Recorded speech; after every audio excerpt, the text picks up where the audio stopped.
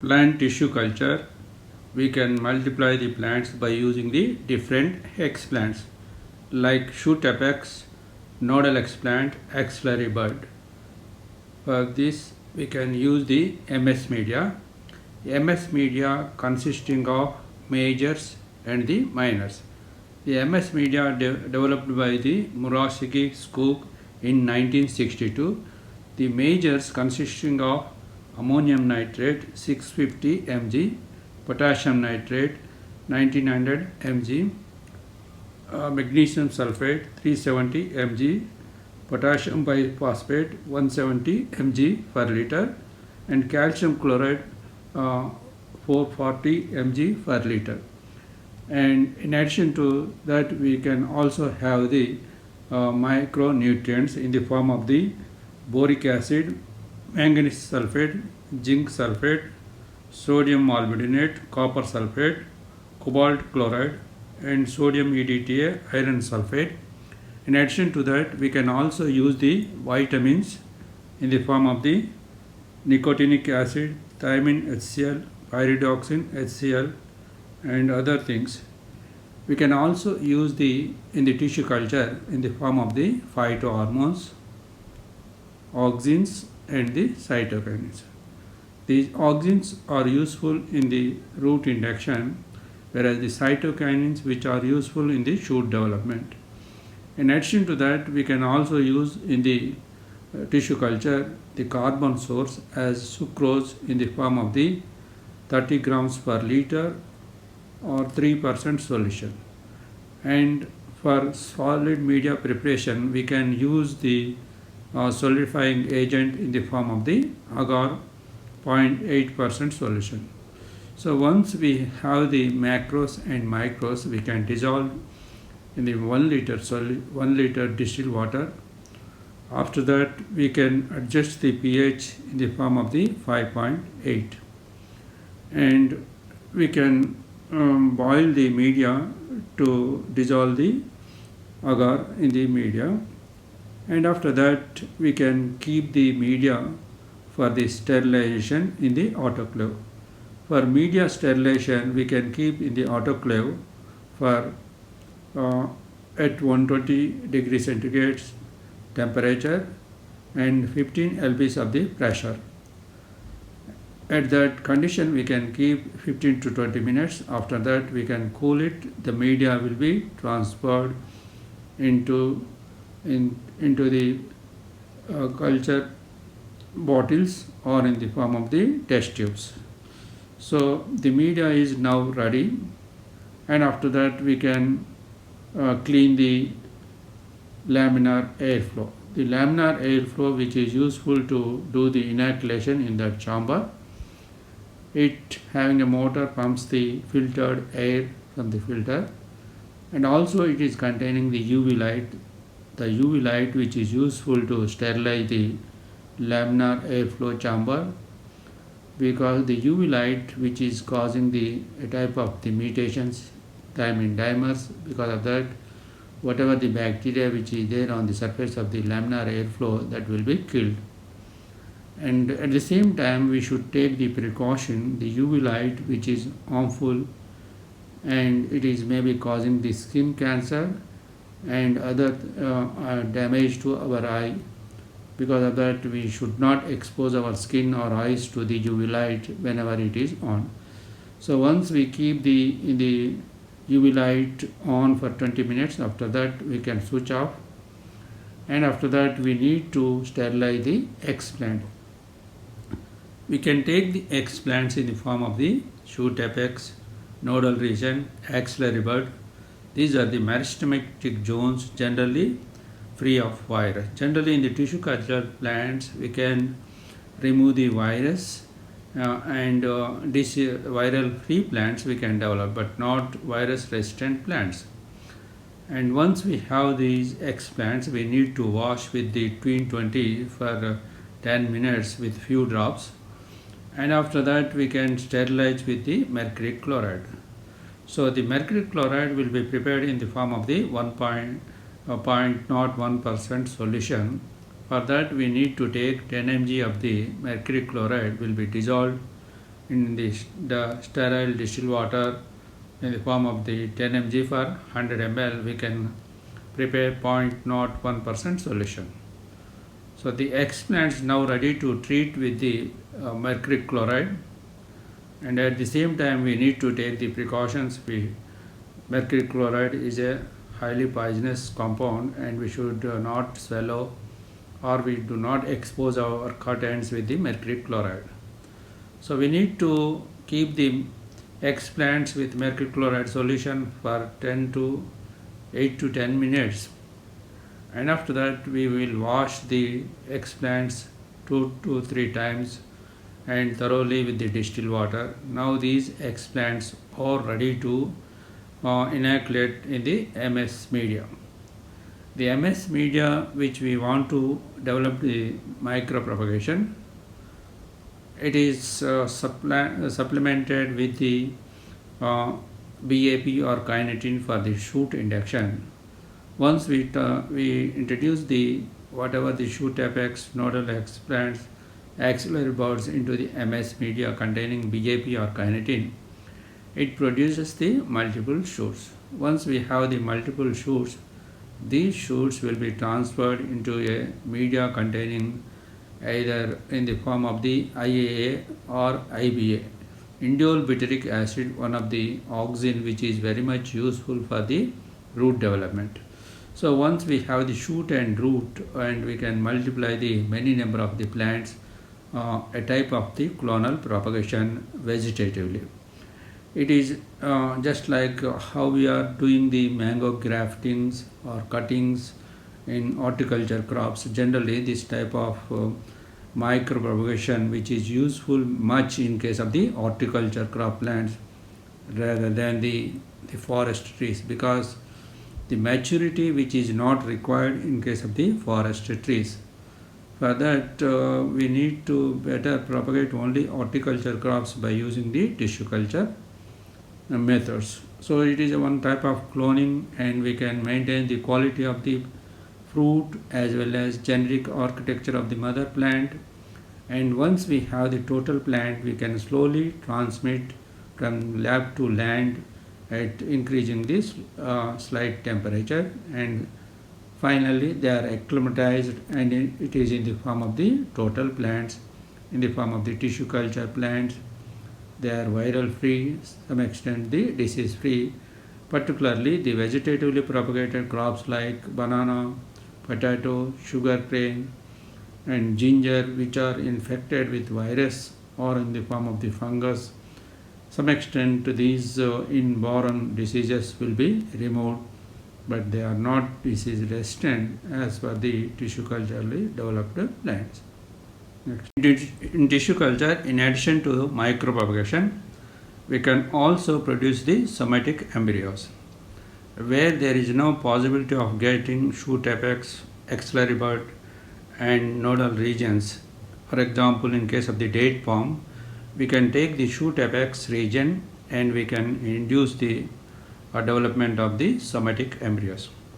The somatic embryos which are produced by using the 2,4-D and NAA, these embryos are not formed by the fusion of the male and female gametes. Because of that, the plants are as good as the mother plants, and also some extent the maturity will be maintained. And also we can have the same sex of the plants, where we have the in the form of the male and female plants are there in case of the date palms, where the female plants are useful in case of the fruit production, and we required only one male plant for the 50 female plants. By artificial pollination we can produce the fruits. The somatic embryo, which is having the might be in the 3 stages, in the form of globular stage and the heart shaped, and in the form of the tadpole shaped. So generally whenever it comes into tadpole shaped, that is sprouted in the form of the seedling. So generally in case of the zygotic embryo, there is a fusion of male and female gametes will be takes place, and genetically they are highly variant, whereas in the somatic embryo there is no such fusion will be takes place, and we will get the genetically similar plants, and also we will get the unisexual plants in the form of the female plants. So like this, whatever the somatic embryos will be also converted in the form of the synthetic seeds. Whenever we want to produce the synthetic seeds, we need to uh, coat the globular shaped or heart shaped embryos, and we need to dip in the sodium alginate solution in the form of the 3.4 grams per 100 ml solution, that is 3.4% solution, and we will dip the embryos in this gel, and it forms the coat like structure, and after that whatever the synthetic seeds will be transferred into calcium chloride, and hardening of the sodium alginate, calcium alginate will be formed. These synthetic seeds are transported from one lab to other lab or one region to other region without any quarantine principle, because they are free of virus and the fungi. But these synthetic seeds won't germinate in the field condition. Again, we need to germinate only in vitro condition. The synthetic seeds which won't sprout outside, at the same time they won't mature, the somatic embryos won't mature in the in vitro condition just like seeds, because there is no formation of the abscisic acid in vitro condition. ABA, which is one of the phytohormone which is useful in case of the maturation of the embryo.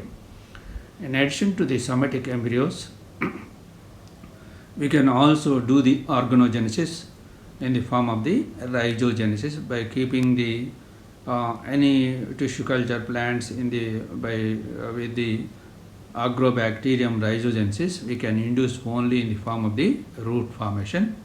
These roots may be useful in case of the secondary metabolites production. In addition to this, we can also induce the callus production in case of the tissue culture, and that is also useful under stress condition in the form of the we can keep in the high amount of salts and also in the PEG, and the more secondary metabolites may be accumulates in the callus level, and that is also useful in the production of the secondary metabolites. In addition to this, we can also use the tissue culture for the production of the transgenic plants. So particularly in case of the dicotyledonous plants, we can culture the Agrobacterium co-culture. The leaf will be converted in the form of the leaf disc in the form of the ring shaped cuttings. So these cut ends will release the phenolic compounds. These phenolic compounds are containing the acetosyringones. These acetosyringones, which induces the or activates the virulent region of the TI plasmid.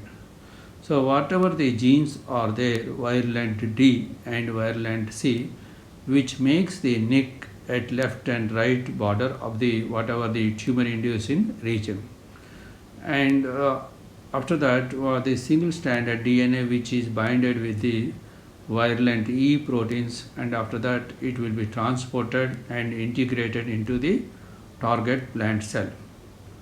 Once it is incorporation, we need to select the target cell where the transformation is occurred by using the antibiotic resistant genes or the in the form of the herbicide tolerant genes, and we can produce in the form of the Bt cotton or any other disease resistant plants by using the tissue culture method. In tissue culture, we can also produce the haploid plants.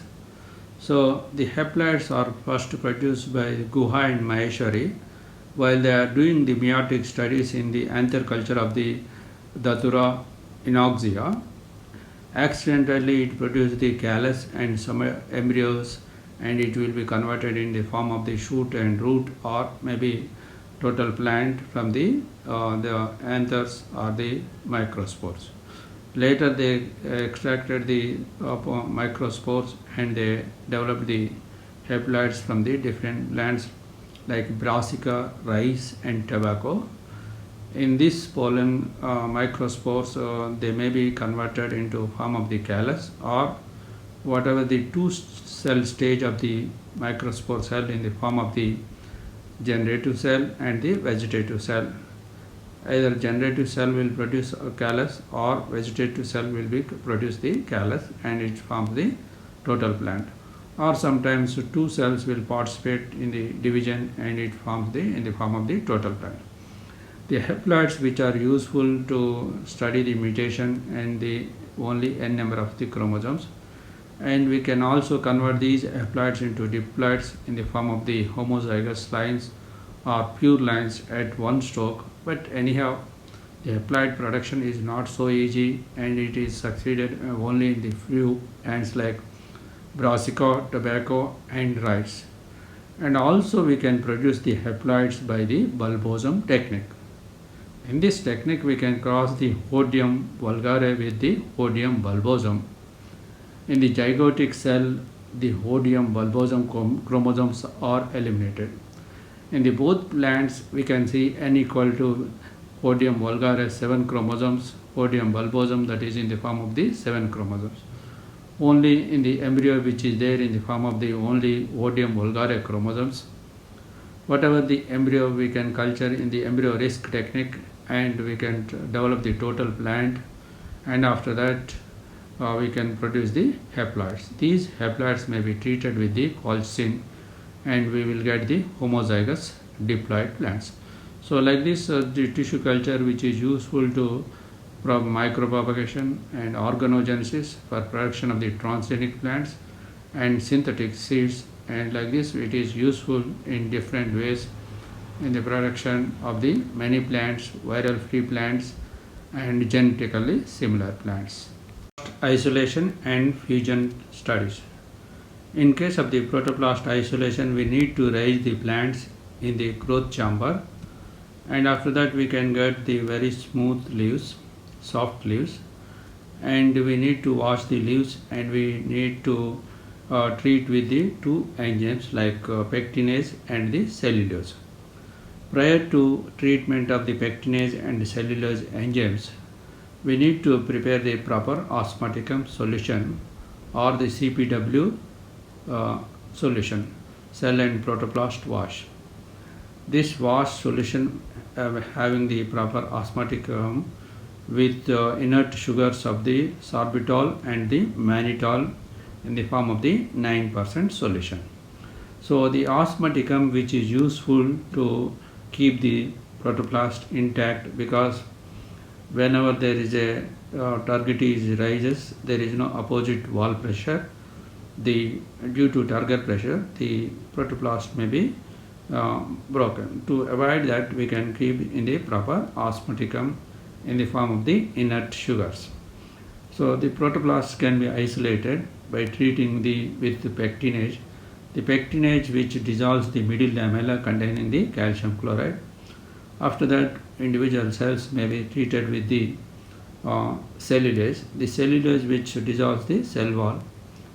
A cell without cell wall is known as the protoplast. So the protoplast do not having the cell wall, because of that, due to high turgidity, there is every chance they will be broken. For that we need to prepare the proper osmoticum or the CPW, which is useful in both the ways to maintain the osmotic pressure as well as washing the protoplast. So once we have the pure protoplast, we need to centrifuge and we need to remove the debris by using the centrifugation.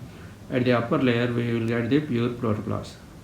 These protoplasts will be cultured in the liquid media, and also we can use the fusion studies. We can get the somatic hybrid in the form of the cytoplasmic fusion, and also in the form of the hybrids. So like this we can use the different chemicals like PEG, polyethylene glycol, one of the chemical which is useful to fuse the two cells, and we can fuse the two cells cytoplasm and we can get the hybrids, and also we can transmit the cytoplasmic male sterility from one plant to other plant. In addition to that, we can also treat with the high pH or in the form of the electrical fusion and the calcium chloride. These three methods also we can use in case of the protoplast fusions. So the protoplasts which may be developed in the form of the total plants in case of the Brassica as well as Nicotiana tobacco.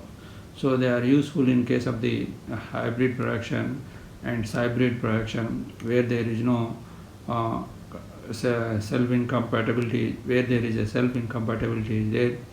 In that case we can do the hybridization by using the fusion of the two protoplasts, and we can get the in the form of the hybrids. By fusion of the two cytoplasms we will get the hybrids. So like this we can use the protoplasts different manipulation. This is about the tissue culture methods in case of the plant tissue culture and protoplast isolation. Thank you.